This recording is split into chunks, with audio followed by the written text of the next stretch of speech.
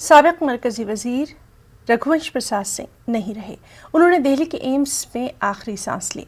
तबीयत नासाज होने की वजह से रघुवंश प्रसाद सिंह को वेंटिलेटर पर रखा गया था। दिल्ली के एम्स अस्पताल में एक हफ्ते से वो जेर इलाज थे। हाल ही में आरजेडी की बुनियादी रुकनियत से भी वो मुस्ताफी हुए थे। आरजेडी के कदावर लीडरों में रघुवंश प्रसाद सिंह शुमार होता था। हाल ही में लालू प्रसाद यादव को अपना इस्तीफा नामा भेजकर पार्टी से उन्होंने रुकनियत छोड़ी थी। उन्होंने मनरेगा स्कीम शुरू करने में अहम किरदार अदा किया था।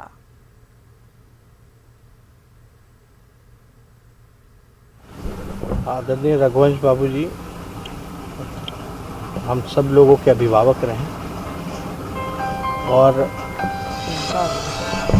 पार्टी के एक मजबूत स्तंभ, एक प्रखर समाजवादी नेता, गरीबों की आवाज़ और ख़ास तौर पे हमारे पिता से जो संबंध रहे, उनके पिता के नहीं रहने के बाद जो मार्गदर्शन, जो गाइडलाइंस जो उनका रहा, हम कभी अपने आप को अकेला नहीं समझते थे। आज उनके निधन की खबर सुनकर के हम लोग सब लोग जो है मर्माहत हैं, दुखी हैं और कोई शब्द नहीं है जिस शब्द को हम लोग जो है व्याख्या कर सके। जिस ढंग के व्यक्ति थे रघुवंश बाबू, उस तरह के व्यक्ति मिलते कहाँ हैं राजनीति में। तो ये समझिए कि राजनीति का नुकसान हुआ। वह भी जिस तरह का उनका स्वास्थ्य था, उसको देखते हुए कोई कल्पना नहीं कर सकता था कि माने वो हम लोगों के बीच में नहीं रहेंगे। तो हमको ये लगा, पहले उनसे बातचीत हुई थी जब एम्स में भर्ती थे, दाखिल थे, उस समय वो बताए हमको कि कैसे जो है पटना में उदयन में उन्होंने सिटी स्कैन कराया। उसके बाद जो है वो वहाँ से निकल करके आए तो रास्ते में नीतीश जी का फ़ोन आ गया और उन्होंने ये कहा कि भाई आप यहाँ क्या कर रहे हैं, आप जाइए दिल्ली। तो पटना में डायरेक्टर से बात करके अगले दिन जो है गए, एम्बुलेंस एयरपोर्ट पर आ गया, वहाँ जाके दाखिल हुए और उसके बाद ठीक ठाक हो गए थे। डॉक्टर ने बीच में उनको कहा था कि आप अब जा सकते हैं, तो उन्होंने कहा कि नहीं, हल्की फुल्की खांसी है, रह जाते हैं। कहा कि ठीक है रहिए। उस बीच में हमसे बात हुई, लंबी बातचीत हुई है, यानी खूब हंसी मजाक हुआ कि जो आदमी लंबी लंबी चिट्ठी लिख रहा है, अपने हाथ से लिख रहा है, उसका दिमाग इतना सक्रिय है कि जो बात कहना चाहता है वो चिट्ठी में लिख पा रहा है। वैसा आदमी अचानक जो है मैंने चला जाएगा, इसका यकीन नहीं हुआ।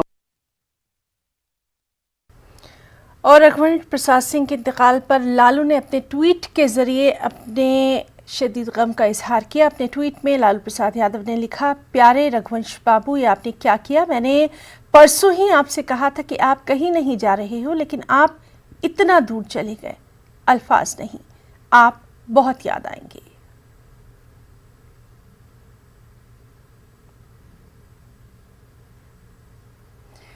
और पटना से हमारे साथ मौजूद हैं हमारे नुमाइंदे महफूज आलम। महफूज, जिस तरह से लगातार हम देख रहे हैं कि सभी जो सियासी शख्सियात हैं, तमाम जानी मानी शख्सियात, वो रघुवंश प्रसाद सिंह के इंतकाल पर गहरे दुख का इजहार कर रहे हैं।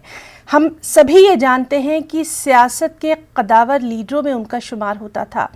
पूरी तरह से देसी नेता थे। ख़ास तौर से बिहार की सियासत के लिए एक ऐसा खला जिसे कभी अब पूरा नहीं किया जा सकता। बिल्कुल है ना। बिहार के मुख्तलिफ सियासी पार्टियों के मुख्तलिफ लीडरों की जानिब से ताज़ियत का पैगाम आ रहा है। चूँकि ये एक ऐसे लीडर के तौर पर बिहार में रघुवंश प्रसाद सिंह की पहचान थी। रघुवंश बाबू आमतौर पे तमाम सियासी लीडर जो है इनको बोला करते थे, जो बिल्कुल गांव के लोगों से इनका बहुत ज्यादा टच था। देसी लीडर थे बिल्कुल। किसानों के ऊपर बहुत जबरदस्त पकड़ थी इनकी और गांव और देही इलाकों की बहुत ज्यादा बात करते थे। यूपीए 1 की हुकूमत में खुद रघुवंश जी ने नरेगा के नाम से स्कीम चलवाई। इनकी पहल पे जो है वो स्कीम इम्प्लीमेंट हुआ पूरे हिंदुस्तान में। बिहार में जो है काफी पैसा जो है इन्होंने वजीर रहते हुए भेजा, जिसको लेकर नीतीश कुमार ने यहाँ पे काम किया। तो बिहार में लालू प्रसाद यादव की सत्ता खत्म हुई थी। नीतीश कुमार यहाँ इक़्तिदार में आए थे, लेकिन लालू यादव और इनकी पूरी टीम जो है यूपीए 1 में हुकूमत में वहाँ मरकज में थी और जबरदस्त तरीके से पैसे का फलो बिहार में रघुवंश जी ने किया अपने वजारत के जरिए। तो बिहार में एक तरह से देखें तो काफी लोगों में जो है अफसोस है, काफी लोग दुख का इजहार कर रहे हैं, शोक का माहौल है। एक ऐसा खला पैदा हुआ है जिसे शायद भरना काफी मुश्किल है।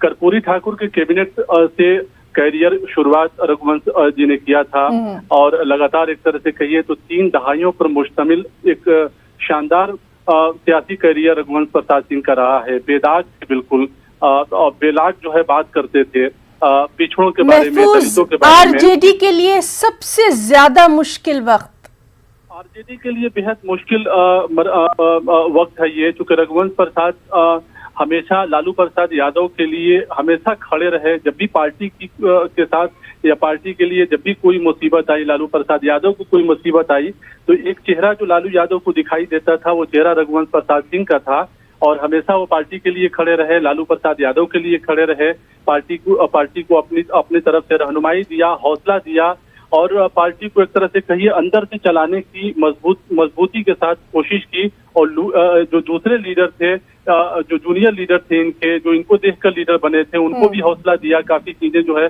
उनको भी सिखाई कि सियासत में किस तरह से होता है, सियासत किस तरह से समाजवाद की सियासत है, किस तरह से गरीबों की बात करनी चाहिए, किस तरह से किसानों की बात करनी चाहिए।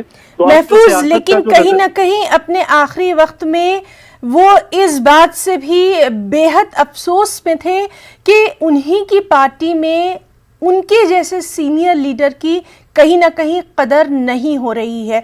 इस बात का उन्होंने बरमला इजहार भी किया था, अपने खत में भी उन्होंने ये बात लिखी थी। बिल्कुल सही आपने कहा।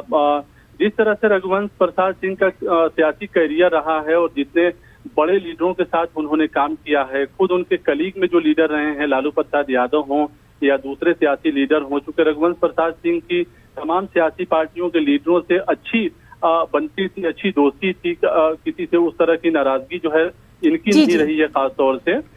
तो उन्होंने आखिरी मौके पर जिस तरह से उन्होंने खत लिखा और पार्टी से इस्तीफा दिया, तो ऐसा वो महसूस करने लगे थे कि पार्टी में जो बड़े सियासी लीडर हैं उनकी चल नहीं रही है, या उनको पूछा नहीं जा रहा है, या उनका एहतराम उस मुताबिक नहीं किया जा रहा है जिसके वो हक रखते हैं।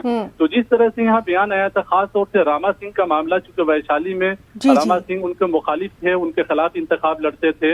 रघुवंश प्रसाद सिंह नहीं चाहते थे कि रामा सिंह आरजेडी ज्वाइन करें, लेकिन तेजस्वी यादव जो है जिद पर अड़े हुए थे कि रामा सिंह को जो है ज्वाइन कराएंगे। हालांकि रामा सिंह अभी भी पार्टी ज्वाइन नहीं किए हैं रघुवंश प्रसाद सिंह के वजह से ही, लेकिन बैकडोर से रामा सिंह की बीवी को टिकट देने की बात हो रही थी, इससे भी रघुवंश प्रसाद नाराज थे। और आखिर में नाराजगी और ज्यादा तब बढ़ गई जब तेज प्रताप ने कह दिया कि पार्टी एक समुंदर होता है, एक लोटा पानी निकल जाने से पार्टी के ऊपर कोई असर नहीं पड़ता है। तो रघुवंश प्रसाद सिंह जो है एक स्वाभिमान, मतलब एक ऐसे लीडर थे जो इस बात को बर्दाश्त करना उनके लिए मुनासिब नहीं था। वो ये समझते थे कि जितनी सियासी कैरियर जितना लंबा हमारा रहा है, उतना उम्र जो है अभी इन लीडरों की नहीं है, बावजूद इसके इस तरह के बयानात का आना। तो जाहिर है इसको देखते हुए काफी उनको गहरा जो है सदमा इसका पहुंचा था कि इस तरह से नहीं बात करनी चाहिए थी पार्टी के। महफूज आपसे जानना चाहेंगे उनकी आखिरी रस्मात के ताल्लुक से क्या कुछ इत्तला? जी, ये अभी तक की जो खबर है उसके मुताबिक महनार में उनकी आखिरी रस्मात होगी। महनार में आबाई वतन में आखिरी रस्मात होगी। उनका जस्दे खाकी आज रात पटना लाया जाएगा शाम की फ्लाइट से, और महनार में जो है वो तैयारी चल रही है। और काफी लोग जो है दुख में डूबे हुए हैं, वैशाली कंस्टिट्यूएंसी के तमाम लोग।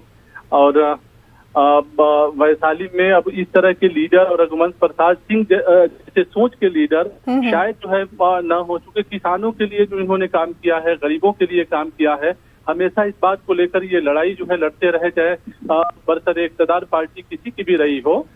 खुद अपनी पार्टी के इक़्तिदार में भी उसी हिसाब से आवाज उठाते थे गरीबों के लिए। महफूज, तो लगातार इस खबर से मुताल्लिक जो तमाम तर रद्दअमल आ रहे हैं, रिएक्शंस आ रहे हैं, उन पर भी हमारी नज़र बनी हुई है। बहुत बहुत शुक्रिया आपका अदा करना चाहेंगे महफूज तमाम तर तफसीली जानकारी के लिए। आगे बढ़ेंगे। महाराष्ट्र के वज़ीर-ए-आला उद्धव ठाकरे ने रियासत के अवाम से खिताब किया और अपने खिताब में उन्होंने रियासत गिर मुहिम मेरा खानदान मेरी जिम्मेदारी शुरू करने का ऐलान किया। उद्धव ठाकरे ने कहा कि रियासत में कोरोना का खतरा बढ़ता जा रहा है। मुंबई, पुणे के साथ देही इलाकों में मुतासर मरीज बढ़ रहे हैं। कोविड-19 से लड़ने के लिए हमें मुहिम चलानी पड़ेगी, साथ ही मास्क लगाना बेहद ज़रूरी है। उन्होंने मजीद कहा कि महाराष्ट्र को बदनाम करने की कोशिश की जा रही है। हम अपना काम जिम्मेदारी से अदा कर रहे हैं। उन्होंने कहा कि सियासी तूफानों का मैं सामना करता रहूंगा।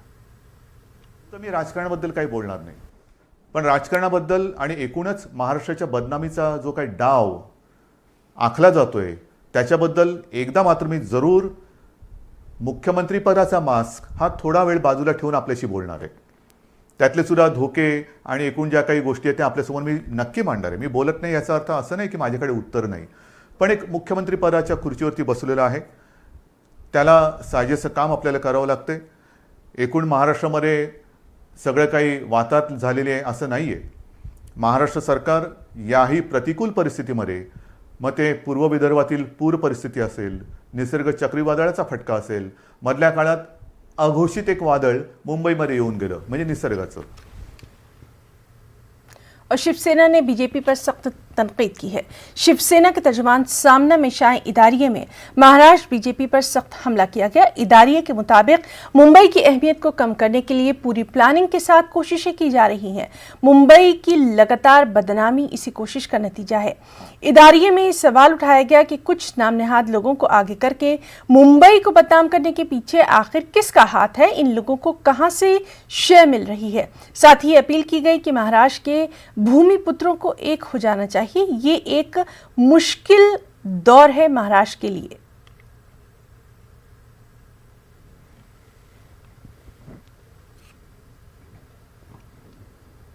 वजारत सेहत के मुताबिक कोविड से शिफायाबी की शरह फाल केसों के मुकाबले 4 गुना ज़्यादा है।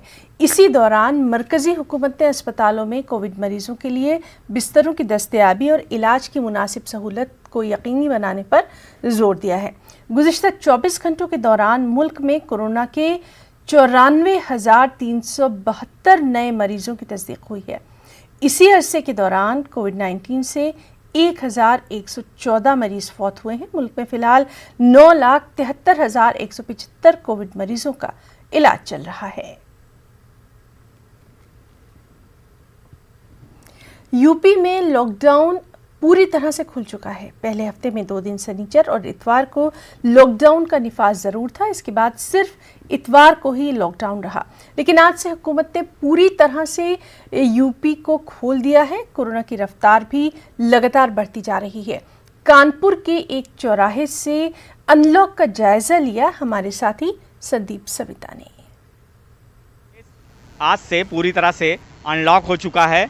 अब तक उत्तर प्रदेश में एक दिन का लॉकडाउन यानी कि रविवार के दिन लॉकडाउन रहता था, लेकिन आज इसे भी ख़त्म कर दिया गया है और आज से सारी चीज़ें, बाज़ारें जो संडे को यानी कि रविवार को खुलती थी वो खुली रहेंगी, रेस्टोरेंट और दुकानें खुली रहेंगी। इसलिए जिस तरह से कोरोना रफ्तार पकड़ रहा है, लेकिन उत्तर प्रदेश में अनलॉक कर दिया गया है।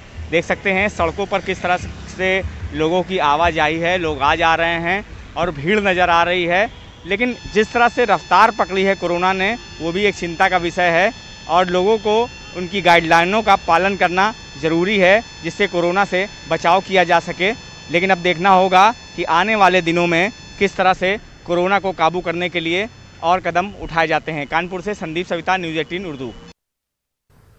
सेंट्रल रेलवे की जानिब से महाराष्ट्र के कुछ अहम रेलवे स्टेशनों से ट्रेनें शुरू की गई हैं। नासिक ज़िले का मनमाड जंक्शन रेलवे स्टेशन से पंचवटी एक्सप्रेस मुंबई के लिए रवाना हुई। पंचवटी एक्सप्रेस मराठवाड़ा से आने वाले मालेगांव और आसपास के मुसाफिरों के लिए नहायत अहम ट्रेन मानी जाती है। इस ट्रेन से पहले दिन एसी कोच और 3 टायर समेत दीगर डिब्बों में कुल 350 मुसाफिरों ने सफ़र किया। लॉकडाउन के चलते इस ट्रेन को बंद किया गया था। तब से तकरीबन 4 से 5 महीनों के बाद ये ट्रेन अब जाकर पटरी पर दौड़ी है। रैपिड एंटीजन टेस्टों के इस्तेमाल से जांच में इजाफे के साथ साथ जम्मू कश्मीर में कोविड मुस्बत केसेस में इजाफा हो रहा है, लेकिन सेहतमंद होने के बेहतर तनासुब से वादी कश्मीर जम्मू के मुकाबले में बेहतर पोजीशन पर है। पेश है न्यूज़ 18 के एसोसिएट एडिटर शब्बीर अहमद की एक खास रिपोर्ट।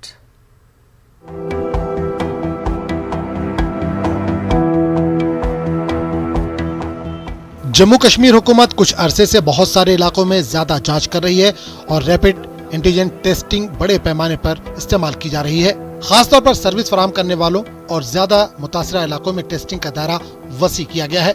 खासतौर पर सितंबर में रैपिड एंटीजन टेस्टिंग के आगाज से हैरान कुन नताइज सामने आए हैं। पहली मर्तबा जम्मू ने कोरोना के पॉजिटिव केसेस की तादाद में वादी कश्मीर को पीछे छोड़ दिया है। आइए इस माह के आदाद-ओ-शुमार पर एक नजर डालते हैं। सितंबर के नतीजे। सितंबर के पहले 11 दिनों के दौरान जम्मू कश्मीर में 2,11,361 टेस्ट किए गए।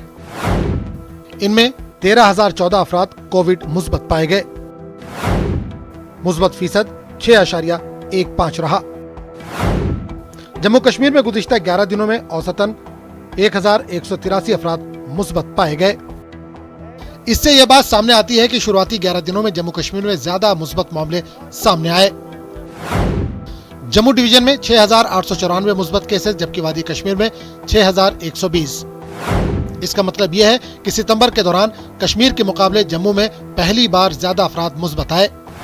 जम्मू में इस मुद्दत के लिए रिकवरी रेट सबसे कम 15.2% रहा, जबकि कश्मीर में रिकवरी रेट 75.5% है। बेहतर सेहतयाबी की शरह के साथ एक्टिव केसेस जम्मू के मुकाबले में कश्मीर में कम है। जम्मू में 11 सितंबर तक एक्टिव केसेस 7,964 रहे, जबकि कश्मीर में एक्टिव मुस्बत केसेस 7,205 रहे। Financial commissioner health and medical education Jammu Kashmir की इस पर ये वजाहत है। रैपिड एंटीजन टेस्ट हम जो कर रहे हैं जम्मू में जो उतने ही कर रहे हैं जितने कश्मीर में कर रहे हैं। ऐसा नहीं है कि हम कश्मीर में कम कर रहे हैं, जम्मू में ज़्यादा कर रहे हैं। जम्मू में ज़्यादा केसेस निकले हैं हमको। जम्मू में आप देखेंगे मूवमेंट, वहाँ पर बसेस का मूवमेंट, पब्लिक ट्रांसपोर्ट का मूवमेंट है।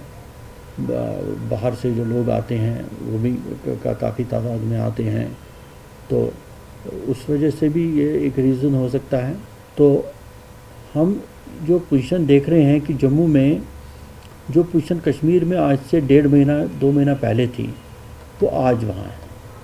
तो अब हमारी कोशिश है, क्योंकि हमने यहाँ सीखा कश्मीर में कैसे इसको करना है, कि कोशिश है कि जम्मू में भी कंट्रोल करें इसको, डिजीज़ को भी कंट्रोल करें और इसका क्लिनिकल मैनेजमेंट भी ठीक तरह से। जम्मू कश्मीर में सितंबर 11 तक मजमूई तौर पर मुस्बत केसेस की शरह 4.3% रही, जो 31 अगस्त तक 3.9% थी और 31 जुलाई तक 3.19% थी। अगर हम जुलाई से सितंबर तक मुआवजा करें तो जम्मू का रिकवरी रेट कम रहा और कश्मीर में बेहतरी रही। 31 जुलाई तक जम्मू कश्मीर में सेहतयाबी की मजमूई शरह 60% थी। जम्मू में सेहतयाबी की शरह 56.3% और कश्मीर में 61% थी। अगस्त में मजमूई तौर पर रिकवरी रेट 77% था। ये जम्मू के लिए 74% और कश्मीर के लिए 77%। लेकिन अचानक गुज़िश्ता 11 दिनों के दौरान जम्मू डिवीजन में मजीद नए केसेस सामने आने के बाद मजमूई तौर पर सेहतयाबी की शरह 68.4% पर आ गई और जम्मू डिवीजन में सिर्फ 15.2% है। महकमे सेहत के अहदेदारों का कहना है कि कोविड की सूरत-ए-हाल में कश्मीर में कुछ इस्तेहकाम है। कश्मीर का जहाँ तक सिलसिला है, यहाँ पर पिछले 1 महीने से हम जो ट्रेंड देख रहे हैं कि नंबर ऑफ केसेस थोड़े से कम हुए हैं। एक तो स्टेबल हुए हैं और थोड़े से कम भी हुए हैं। जो नंबर ऑफ एडमिशन्स हो रहे थे SMHS में, स्किम्स सोगरा में, स्किम्स बेमिना में, वो एडमिशन्स भी कम हुए हैं। होम आइसोलेशन को हमने प्रमोट किया है। लोग अब ज़्यादा खुलकर हमारे सामने आ रहे हैं कि हमारा टेस्ट करो। तो टेस्टिंग में जो पहले रेजिस्टेंस होता था वो रेजिस्टेंस भी कम हुआ है। तो कश्मीर में हमने देखा है कि काफ़ी जो पॉजिटिव केसेस थे वो निकल गए हैं। हालांकि अभी भी हम ये नहीं कह सकते हैं कि सभी लोगों को हमने स्क्रीन आउट कर दिया है। उसके लिए रैपिड एंटीजन टेस्ट करना और अभी ज़रूरी है।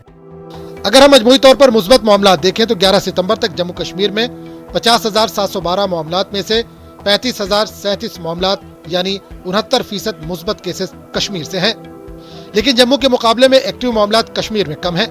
जम्मू में अमवात की मजमूई शरह अब 0.7% से 0.9% हो गई है, जबकि वादी कश्मीर में ये 2% है। न्यूज 18 उर्दू के लिए श्रीनगर से एसोसिएट एडिटर शब्बीर अहमद की रिपोर्ट। दिल्ली फसादात मामले में दाखिल की गई सप्लीमेंट्री चार्जशीट पर अब दिल्ली पुलिस ने वजाहत दी है। पुलिस का कहना है कि सीताराम येचुरी, योगेंद्र यादव, माहिर माशियात ज्योति घोष का नाम चार्जशीट में शामिल नहीं है।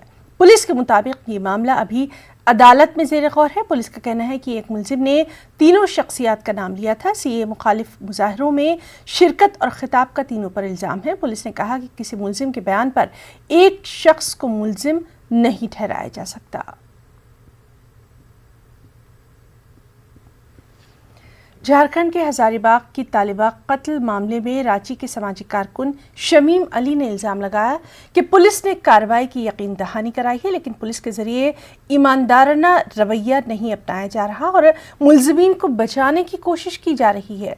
उन्होंने कहा कि कत्ल के खिलाफ मुजाहरे के दौरान पुलिस के जरिए लाठीचार्ज किया गया और उसके बाद कई नौजवानों की गिरफ्तारियां की गई, जिसकी वजह से दहशत का माहौल है। शमीम अली ने इस कत्ल मामले की जांच सीआईडी या एसआईटी से कराने का मुतालबा किया है। वाज़ेह रहे कि 3 सितंबर को तालिबा की लाश को डाल्टनगंज के एक लॉज में फांसी के फंदे से झूलते पाया गया था। जो है स्थानीय हजारीबाग के छात्र युवाओं के द्वारा जो है दोषियों पर कार्रवाई करने की मांग को लेकर, उच्च स्तरीय जांच की मांग को लेकर विरोध मार्च निकाला गया था, कैंडल मार्च के रूप में। तो उसमें भी जो है लाठीचार्ज जो है स्थानीय हजारीबाग पुलिस के द्वारा किया गया और छात्र युवाओं के ऊपर जो है एफआईआर किया गया, जिसमें 350 से अधिक लोग हैं। 6 बिहार में एक और मांझी ने अपने हौसले से नई पहचान बनाई है। वो कहते हैं ना कि अगर अज़ाइम बुलंद हो तो इंसान हवा का भी रुख मोड़ सकता है। जी हाँ, गया के कोठिलावा गांव के रहने वाले लवंगी भूया नामी शख्स ने अपनी 30 साल की अनथक मेहनत के जरिए पानी का रुख मोड़ दिया। मुसलसल 30 बरसों से वो एक नहर खोदते रहे और बिलाखिर इस नहर के जरिए बारिश का पानी एक जगह जमा होने लगा और पहाड़ से आने वाला पानी किसानों के खेतों को हरियाली देने के काम आने लगा। इस नहर से 4-5 गांव के लोगों को फायदा हो रहा है और हर जानिब से उनकी इस कोशिश की बेहद सताइश की जा रही है। पानी की जरूरत है, ले जाकर देश पर चढ़े कहली किसे कहने हाकिम सुनते बड़ी घरों वाला बोला हल थी, तो हम कल कि चढ़ाइए तब ना अगाड़ी मजूरी लिए, अगाड़ी ले लीजिए मजूरी, कोई देवे वाला है मजूरी अगाड़ी, पहले देखा भी तब ना चढ़ा के, तो कहली किसे ना से ना जैसे हाकिम ना सुनता थी तो धानमा तो सेखन में से बांट रहा भाई ई ले जाए छली पानी ले के लिए। फिर मान बुझल से फिर कल कि ना, फिर जाके कहली कि ना बाप से ना कम करी से लगे कि से ना हो हमारे कम पाखल काट डाली से गाड़ी सोची तो फिर पेश हो गई ने, फिर मना कर ले, फिर कटा लिए, काट के फिर ले गई सतरा दिली देशवा में, और देशवा में जाकर हिम्मत नहीं कर जरा ऊँच पर है तो कहली कि आपका कहा कि मेरे तब कटा गई, तब मैंने फिर ले जाकर फिर छोड़ दिली आधा देर। पानी अहरा में पहुंच गया? हाँ, अहरा में तो गिरा दिली हाकिम। कम से कम 30 बरस से अकेले बेचारे खटते खटते परेशान हैं और गिरा काटते पानी नहर निकालते निकालते ले जा करके पानी नज़दीक पहुंचा दिया कोठिलवा का बगल में। वहरा इनके नाम से भी बन गया, पानी भी काट रहे हैं और रोज एकरे में रात दिन बेचारा भिड़ल है। कम से कम काट दिन है तो 10 किलोमीटर पानी आता है, पहाड़ से बरसता है, से वाला को मोड़ते मोड़ते वहाँ गिरा ली अहरा में। पहले पानी किधर निकल जाता था? पहले पानी डायरेक्ट ऐसे जाता था, डर नाला से एकदम निकल जाता था बांका बाजार नदी में। इससे लगभग 200-250 बीघा से ज़्यादा ही होगा, कम नहीं होगा। इससे 2 गांव 3 गांव का लाभ होगा। कोठिलवा हो गया, जट्ठी हो गया, बगल में जमुनिया आहर है, जमुनिया आहर का भी फायदा होगा।